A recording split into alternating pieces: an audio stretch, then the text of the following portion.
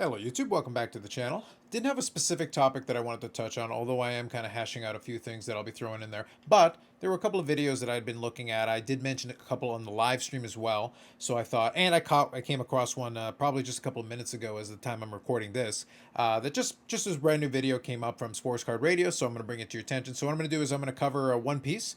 I did get a card in this week. I would normally do the mail day video, but realistically there was one card, so it didn't really warrant it. So I'm kind of going to go lazy on this one, but I'll also give the update and the usual thing that I normally would do, and then I'll do a couple of little around the hobby thing. I'll also promote one of the videos on the channel that I want to direct your attention to if you have not already seen it. If you have, then by all means. And the links to everything I'm going to talk about will be in the description of the video as always, and then we'll check that out. So real quick, let's do the pickup video. I'm going to borrow off my own Instagram, honestly, just to save a little bit of time, a little bit of energy. Normally I would show you the card and do a little flip around, but here it is. So on my Instagram here, we have a 2007-2008 SP Game Used ink sweaters. So this is the patch variation. There is a regular jersey variation that's out of 50, I believe, and then the patch variation is out of 25. So you do see it as a two-color patch. It's nice, a little gold around the accent around the outside. Because it's a jersey card from that era or a memorabilia card from that era, the chipping on the sides are usually pretty bad. So these are never great for condition.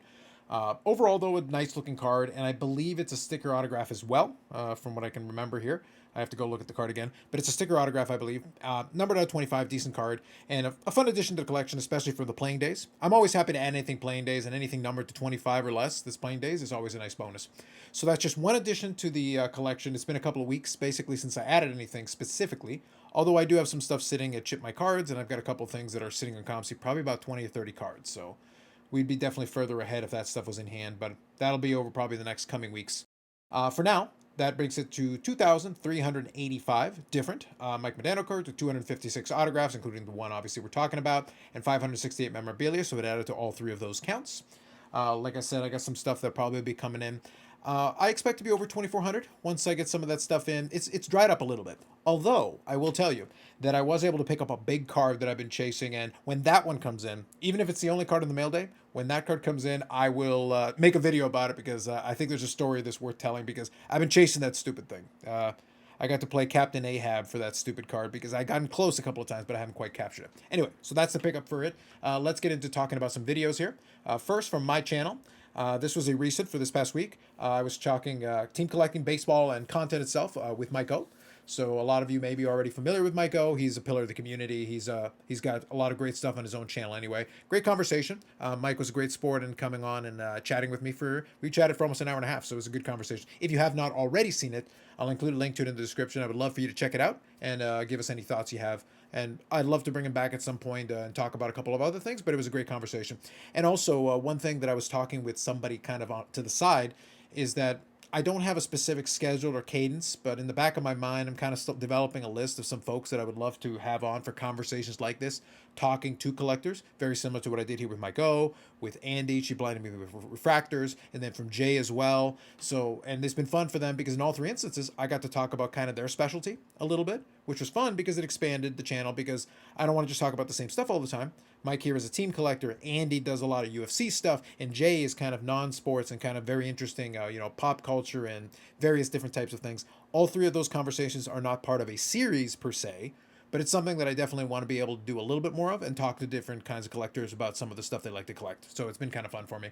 So we'll try to arrange some in the future. I don't have any set plan or schedule, but I'm definitely kicking it around. If you got any suggestions, let me know. Okay, so let's talk about a couple of things here outside of the channel. So this is one that I mentioned on the live stream. So there were two videos that I want to bring to your attention. In both cases, I'm going to give you a link to it in the description. I would love for you to check it out, and I do recommend it because I think it's kind of fun. So this one here was from last week, and this was pertaining to the baseball card exchange thing. And this is a little bit of a different take from Cards and Comics. So Cards and Comics is the channel, and I've been enjoying some of the stuff that he's been putting out. So it's been kind of fun to see this perspective. And some of these videos, I definitely 100% agree with a lot of what he's talking about. And I think it was very well presented. So in this one, the topic is Canceling BBC Means the Hobby is Full of Hypocrites. A very provocative title, but if you go and actually watch and listen to it, it is accurate. Kind of long story short, if you really want to think about it, is that a lot of people get outraged about stuff like the BBC scandal with the boxes and everything. But at the end of the day, a lot of these folks were put into these positions, the Ken Goldens of the world and all this. A lot of these folks that people complain about endlessly now, they were put onto this pedestal by the very folks that are complaining. So it's one of those things that's kind of funny is that you know, if you like somebody or if you appreciate what they're doing or whatever, because again, Ken Golden has kind of got himself in this hobby goatem status. I've done a video where I pointed out kind of the history of Ken Golden, at least a little bit, a sliver of it, the old QVC days with Don West, and the quality content that provided. It was entertaining, if nothing else. But like these guys have been doing like kind of shifty stuff for years, and there's been a lot of questions for years. There's a lot of the folks that are in great positions in the hobby who have had these questionable backgrounds, and like it is what has been allowed to occur for a very long time, because if you like the person or you have a good interaction with them or whatever, it's fine, they get a pass. But then somebody like a BBC, if you don't like Steve Hart, well then this is great, it's open season for you to like basically hammer him. But at the same time, like, it's funny, and at the live stream we poked fun at it, but at the same time, and especially in the last episode, I tried to focus a little bit more, and we had a section of discussion where we tried to go like, okay, so how do you want to fix it? Because really you can't, based on the way it is, because the nature of the business. I'm not going to rehash all the stuff, but there's a lot of, it's not as straightforward as, oh yeah, just get some competition. It's like, well, there's nobody really fighting to compete in the space. Oh, just put guarantees on things. It's not quite that simple for a variety of reasons that we covered at length. But a great video from Comics and Cards and Comics here, and I would recommend you check it out if you haven't seen it before. I'll include a link to it in the description. And a second video from Cards and Comics that I want to bring to your attention as well. This is a more recent one. This is just a couple of days ago. It's kind of a playoff of Dakota's, Swan Song live, where he talked about the content landscape. So this is kind of a take here. Sports card content is not popular on YouTube. Agreed, because of the nature of how niche it is. And actually what they do here is they actually take a little bit of a comparison. They take the sports card area and then compare it to some other genres and niches and look at how much bigger some of these other niches are. People do not grasp and fully understand just how small this sports card YouTube landscape really is in the grand scheme of the hobby itself and in the grand scheme of YouTube collectible content in general. We are very, very small in the grand scheme of things. The biggest channels are still very tiny relative to a lot of the other genres and niches. So people see these videos and they think, oh man, the hobby's up in arms. Like, no, it's not. It's a very small subsection. That's why I kind of poke fun at some of these videos that really like to freak out about everything. It's like, great. The people in your comment section are like, yeah, totally. That amounts to nothing. That's like, you may as well be talking inside of a small room. Okay, great. The people in that room are very enthusiastic. But outside the room, there's an entire world of people who are completely indifferent, don't care, or aren't hearing the message anyway. And it doesn't matter what anybody in that room thinks. So it's one of those things where it's kind of funny. You're preaching to converted in a lot of this stuff. And you don't understand. Like, sometimes it's like you literally don't understand how small this room is. And the amount of people you're talking to, there's not as many people in that room as you think. So it doesn't matter how loud you are. They're the only ones that are going to hear you. So it doesn't mean don't make the videos and stuff. Like, you do you. I'm not going to tell you what videos to make. That's on you.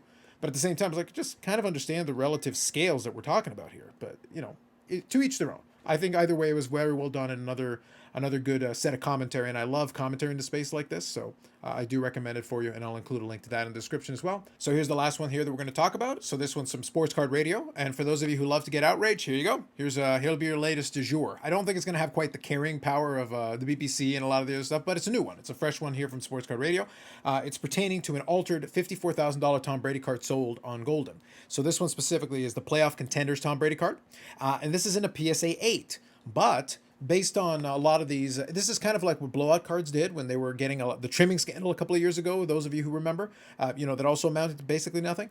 Again, it's kind of fun to watch though. But this one is also Mike Baker authenticated, which adds another layer of hilarity to it.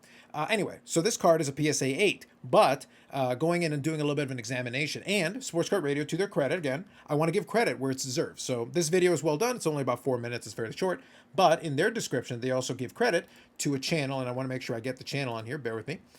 Something Sports Cards. So they've got a link to that there. I'll include a link to the Sports Card Radio one. And if I can remember, I'll include the Something Sports Card one as well if you want to check it out. They do a little bit of a breakdown. And in the breakdown, what they do is they actually compare this Tom Brady card to the card that basically is the same card that had previously existed inside of a holder. So it got bumped up a couple of points. It went from a 6 to an 8. And they compare the images of the two and a couple of diagnostic signs that it's the same card, because you can see the position of the autograph, and then there's some signs as far as various features on the card that can pretty convincingly tell you that this is the same card as a PSA 6 that is now a PSA 8, because some of the edges and the corners and stuff are suddenly looking a lot better these days.